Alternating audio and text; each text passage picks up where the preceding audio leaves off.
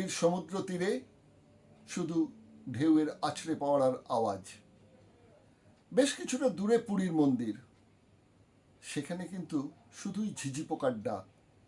আমি যে সময়টার কথা বলছি সেটা হচ্ছে 1800 শতাব্দীর শেষের দিকে, অর্থাৎ 19 শতাব্দীর সবে শুরু। স্থানীয় কিছু মানুষ শুনতে পেতেন ঘুঙুরের আওয়াজ পুরীর মন্দিরের ভেতর থেকে ভেসে আসছে। কিন্তু পুরীর মন্দিরের সব দরজা তো বন্ধ, ভেতরে তো কেউ নেই। তাহলে কারা ঘুঙুর পায়ে অত রাতে ঘুরে বেড়াচ্ছে?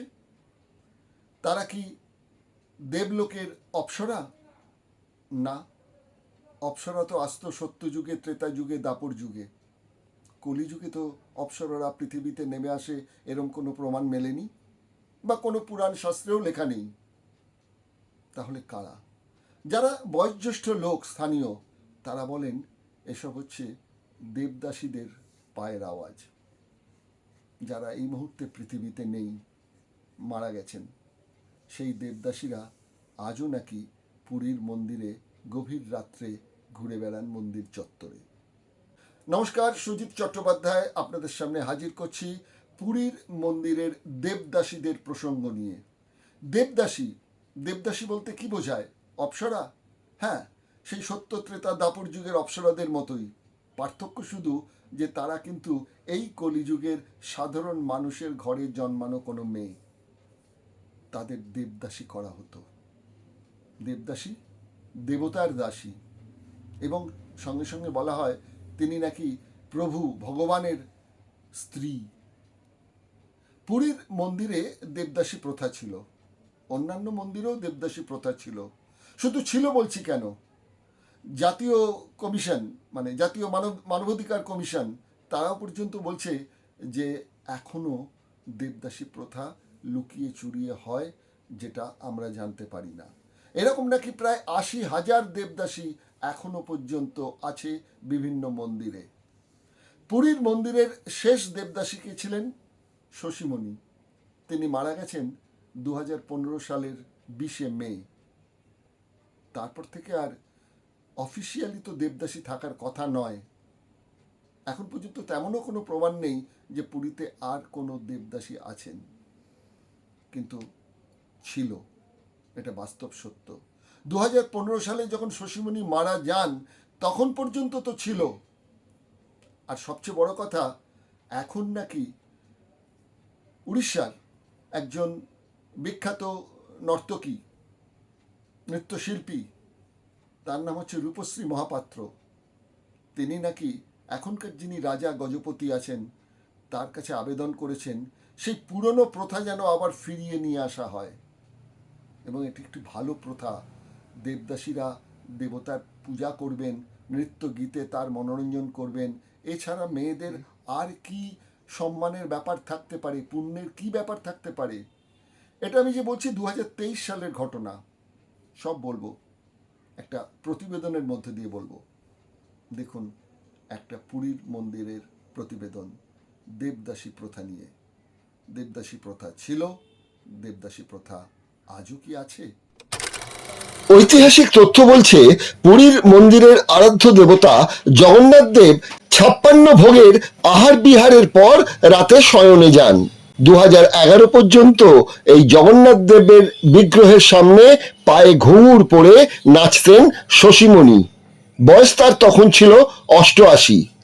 একদিন এক ষাঁড়ের গুঁতোয় পড়ে গিয়ে তার কোমরের হাড় যায় ভেঙে, নাচ বন্ধ হয়ে যায়। ওড়িশা সরকার তার ভরণ পোষণের জন্য মাত্র 1000 টাকার ব্যবস্থা করে। পুরীর রাজা ব্যক্তিগতভাবে মাসোহারা দেন মাত্র 500 টাকা। শাস্ত্রমতে দেবদাসী মানে স্বয়ং জগন্নাথের স্ত্রী। সুতরাং পার্থিব জগতের না থাকে তাদের স্বামী, না থাকে সন্তান।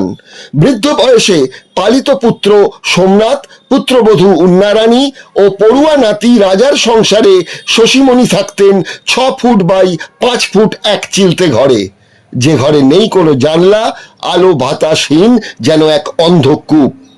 শশীমণির মৃত্যু হয় 2015 সালের 20 মে। সে বছর ছিল নয়া কলেবরের বছর। শশীমণি বলেছিলেন, নবকলেবর হওয়ার আগেই আমি চোখ বুঝব। তাই হয়েছিল। দত্তক পুত্র সোমনাথ আক্ষেপ করেছিলেন, আমি দরিদ্র মানুষ, সরকার আর রাজার দেওয়া মাত্র ১,৫০০ টাকায় না মাকে দিতে পেরেছি ওষুধ, না দিতে পেরেছি পথ্য। এই ক্ষোভ, এই খেদ আমার আজীবন থেকে যাবে। কে এই শশীমণি? তিনি দেবদাসী হলেন কিভাবে? দেবদাসী সম্পর্কে ঐতিহাসিক তথ্যই বা কি বলছে? শাস্ত্রেরও বা কি ব্যাখ্যা? শশীমণি ছিলেন ওড়িশার পঞ্চসৌরা গ্রামের বাসিন্দা। হতদরিদ্র মা বাবা একটু পেটে যেন খেতে পায় তাই মেয়েকে উৎসর্গ করে দেন প্রভু জগন্নাথকে। জগন্নাথের সঙ্গে তার বিয়ে হয়। এরপর 7 বছর বয়স থেকে জগন্নাথ দেবের স্ত্রী হয়ে সাবিত্রী ব্রত পালন করে নেচে গেয়ে স্বামী জগন্নাথের মনোরঞ্জন করতেন। হরিবংশ পুরাণে দেবদাসীর বর্ণনা আছে। দেশের বিভিন্ন মন্দিরে হতদরিদ্র বাবা মা মেয়ে দান করে দিতেন দুটো কারণে। এক, মেয়ে যেন দুমুঠো খেতে পায়, আর 2, প্রভু দেবতার সেবাদাসী হিসেবে কন্যাদান করলে মা বাবা সন্তান সকলেরই মৃত্যুর পর অশেষ পুণ্য বলে স্বর্গবাস হবে।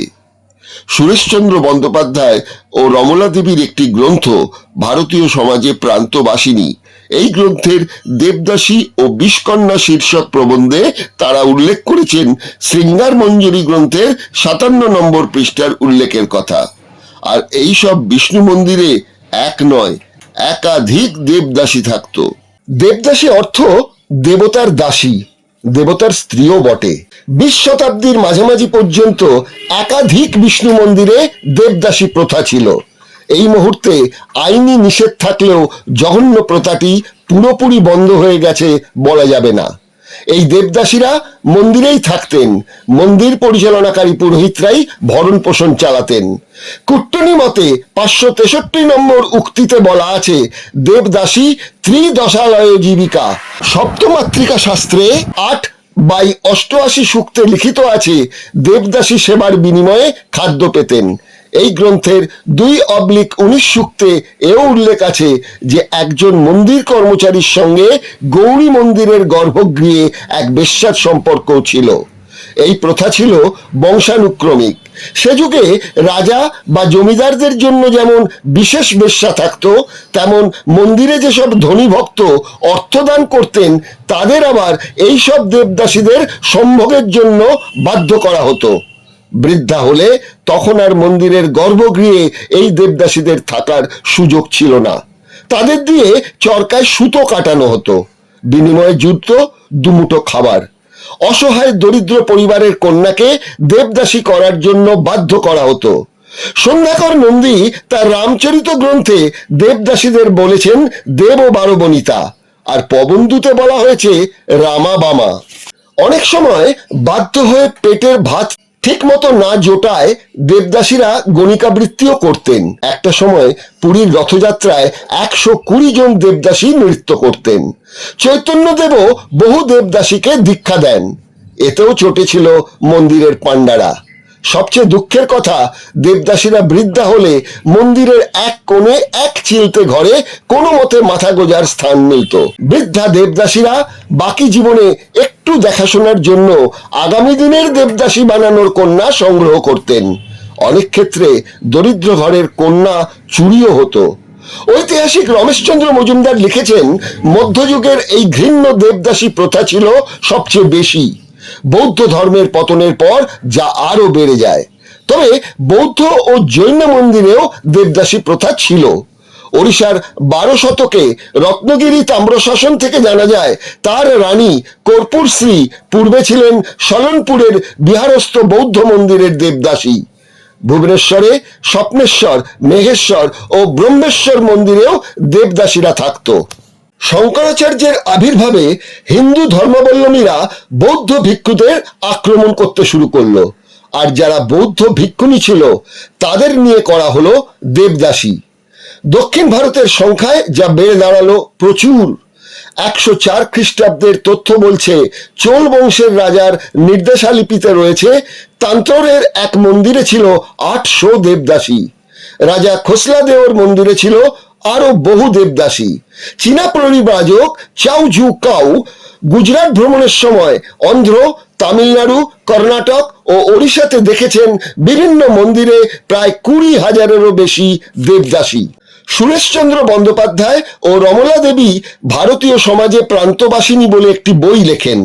সেখানে দেবদাসী ও বিষকন্যা শীর্ষক প্রবন্ধে কি লিখেছেন সেটা একটু দেখা যাক।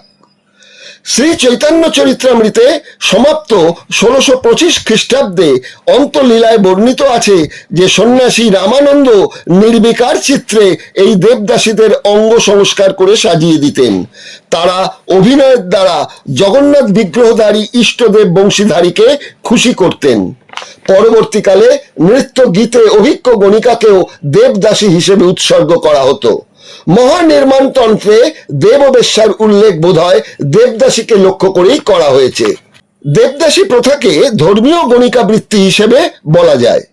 এদেশে প্রথম দেবদাসী প্রথার দেখা মেলে বিন্ধ্য পর্বতে বারাণসীর প্রায় 160 মাইল দক্ষিণে রামগড়ের যোগীমারা গুহায়। প্রাকৃত ভাষায় দুটি লেখ মিলেছে এখানে, যা অশোকের আমলের খ্রিস্টপূর্ব 273 থেকে 232 পরের ঘটনা, যেখানে চিত্রকর ভাস্কর দেবদিত্য দত্ত দেবদাসী সুতানুকার প্রেম কাহিনী বর্ণিত করেছেন। বাংলার পাল আমলেই প্রচলিত ছিল দেবদাসী প্রথা, তবে তা সামান্যই। কম্বোডিয়ার বৌদ্ধ মন্দিরে দেবদাসীরা নাচতেন, ভোগ দিতেন। তাই কি পুরীর কামাচারী কিছু পান্ডা চৈতন্যদেবকে স্বার্থে ঘা লাগায় খুন করেছিল? গুজরাটের সোমনাথ মন্দিরেও ছিল 20,000 নর্তকী।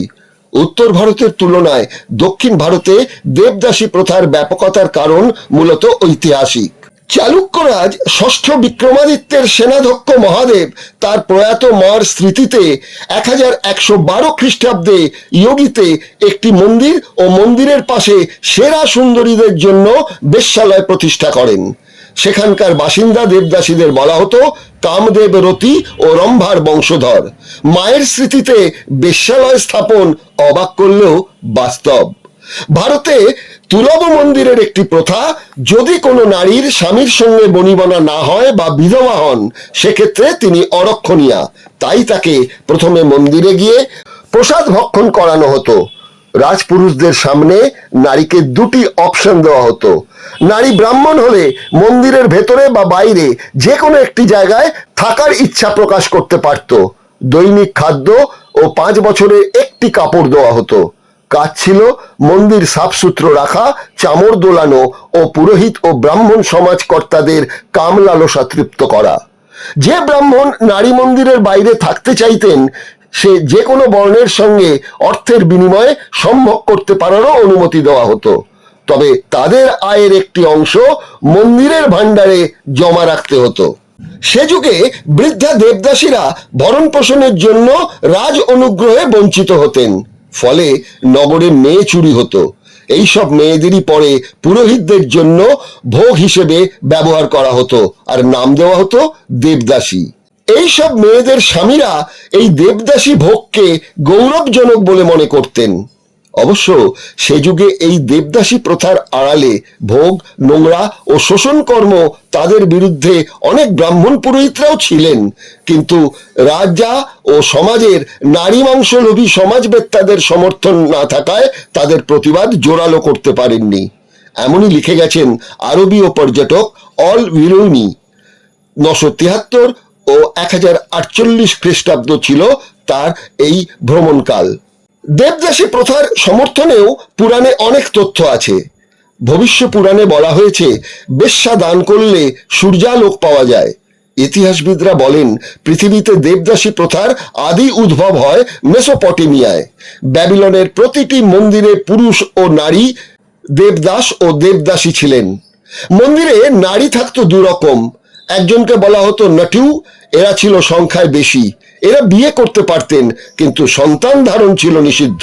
আর দ্বিতীয় ছিল এন্টু, অর্থাৎ ঈশ্বরের বধূ। এরা বিয়েও করতে পারতো না, আর রীতিনীতি না মানলে পুড়িয়ে মারা হতো। সিরিয়ার নিয়ম ছিল সেখানকার বিবেলসের মন্দিরে প্রবেশ করে দেব দর্শন করতে হলে মেয়েদের ন্যাড়া হতে হতো। আর যদি কোনো মহিলা ন্যাড়া হতে রাজি না হতো, তাহলে এক রাত্রি মন্দিরে পুরোহিতদের দেহদান করতে হতো। ফেনিশিয়া, আরব, মিশর, পশ্চিম আফ্রিকা, পেরু, মেক্সিকো, বর্নিও এবং জাপানেও দেবদাসী প্রথা ছিল। ওড়িশার দেবদাসী প্রথা এতই গুরুত্বপূর্ণ ছিল যে এদের নৃত্যের জন্য আলাদা মন্দিরের নাট মন্দির তৈরি হতো। কোণারকের সূর্য মন্দিরেও মূর্তি মেলে দেবদাসী, শালভঞ্জিকা ও নাগিনীর। এই দেবদাসীরা যে শুধু মন্দিরের পুরোহিতদের মনোরঞ্জন করতেন তা নয়, ধনী তীর্থযাত্রীরা রাত্রিনিবাস করতেন এইসব মন্দিরে, এইসব দেবদাসীদের কক্ষে। দেবতার মর্তের ভার্যাদের অতিথি সৎকারেও এই নারায়ণ সেবার নামে তাদেরও এই সম্ভব করার জন্য এই তীর্থযাত্রীদের কাছে পাঠানো হতো। ব্রিটিশ আমলে 1909 সালে প্রথম এই প্রথার বিরুদ্ধে মাদ্রাজ প্রেসিডেন্সিতে একটি নিষিদ্ধ বিল ঘোষিত হয়, আর বোম্বেতে প্রথা বিলোপ হয় 1934-এ। মাদ্রাজে দেবদাসী প্রথা বিলোপ আইন 1947 সালে, কর্ণাটকে 1982 সালে আর মহারাষ্ট্রে 2006-এ। দেবদাসী প্রথার বিরুদ্ধে প্রথম আন্দোলন করেছিলেন ডক্টর মুথুলক্ষ্মী রেড্ডি। ডক্টর আম্বেদকরও ছিলেন এই প্রথার বিরুদ্ধে। 2022 সালে অক্টোবর মাসে জাতীয় মানবাধিকার কমিশন কেন্দ্রীয় সরকার ও 6টি রাজ্যকে নোটিশ জারি করে জানায় আজও মন্দিরে দেবদাসী বানানো হচ্ছে গোপনে। কমিশন আরও জানায় যে বিশেষত দক্ষিণী রাজ্য ও মহারাষ্ট্রে এখনো 80,000 দেবদাসী আছে। গবেষণা এও বলছে আজকের যুগে এই দেবদাসীদের 92% নাবালিকা। বিস্ফোরক খবর, ওড়িশার এক নৃত্যশিল্পী রূপশ্রী মহাপাত্র পুরীর রাজার কাছে অনুরোধ জানিয়েছেন এই প্রথা যেন আবার চালু হয়। অনেক নৃত্যশিল্পী নারীরা এই দাবি তুলেছেন। জগন্নাথ মন্দিরের অ্যাডমিনিস্ট্রেশনের মুখ্য প্রশাসক রঞ্জন কুমার দাস বলেছেন যে নীতি সাব কমিটির বৈঠকে এই সব নিয়ে আলোচনা হচ্ছে। এই খবর প্রকাশিত হয়েছিল 2023-এর নভেম্বরে। তারপর থেকে যে কি দাঁড়িয়েছে এখন পর্যন্ত কিন্তু কোনো সংবাদ নেই। অনুষ্ঠানের শুরুতেই বলেছিলাম দেবদাসী প্রথা ছিল, দেবদাসী প্রথা আজও আছে। এটা আমার বক্তব্য নয়, এটা জাতীয় মানবাধিকার যে কমিশন তারা সার্ভে করে জানিয়েছেন, এবং অন্যান্য অনেক সার্ভেতেও দেখা গেছে এখনও এই দেবদাসী প্রথা কিন্তু অনেক জায়গায় লুকিয়ে চুরিয়ে চলছে। আমরা তো এই ঘটনা যেটা আপনাদের সামনে পর্বটা হাজির করলাম সেখানে পুরীর মন্দিরের বিষয়টা নিয়ে আলোচনা করেছি। দেবদাসী প্রথা নিয়ে আরও অনেক ঘটনা আছে। আমাদের ভারতবর্ষের বিভিন্ন মন্দিরে, বিশেষ করে দক্ষিণ ভারতে এবং মহারাষ্ট্রে কিভাবে দেবদাসী প্রথার মতো একটা জঘন্য প্রথা ছিল এবং এখনো লুকিয়ে চড়িয়ে চলছে, সেটা আপনাদের আর কয়েকদিন বাদে আরেকটি পর্বে ডিটেলসে জানাবো। শুধু আমাদের দেশে নয়, বিদেশের অনেক জায়গায় কিন্তু দেবদাসী প্রথা ছিল। এই সমস্ত ইতিহাসটা আপনাদের কাছে আর কয়েকদিন বাদে আরেকটি এপিসোডে হাজির করব। আজ তাহলে এখানে শেষ করছি। আপনাদের এই এপিসোডটি কেমন লাগলো অবশ্যই একটু মন্তব্য করে জানাবেন। ভালো লাগলে অন্যকে শেয়ার করবেন। মন্তব্য করার থাকলে তো মন্তব্য করবেন, এবং কঠোর সমালোচনাও যদি করতে হয় সেটাও করবেন। আমরা সেখান থেকেও শিখবার চেষ্টা করব, আমাদের ভুল হলে শুধরে নেব। আর যদি আমরা ঠিক হই তাহলে কিন্তু সগর্বে ঘোষণা করব যে আমাদের এই নির্ভুল তথ্য কিন্তু চ্যালেঞ্জ জানিয়ে আমরা বলবো। আমাদের চ্যানেলে এমন কোনো ঘটনা পাবেন না যেটা বানিয়ে বানিয়ে বলা। যাই হোক, এখানেই শেষ করছি। আমাদের ট্যাগলাইন, রংহীন সংবাদ ও অজানা তথ্য জানতে দেখুন দিগদর্শন। 10-এর পাশে, দেশের সাথে। আজ চলি, নমস্কার।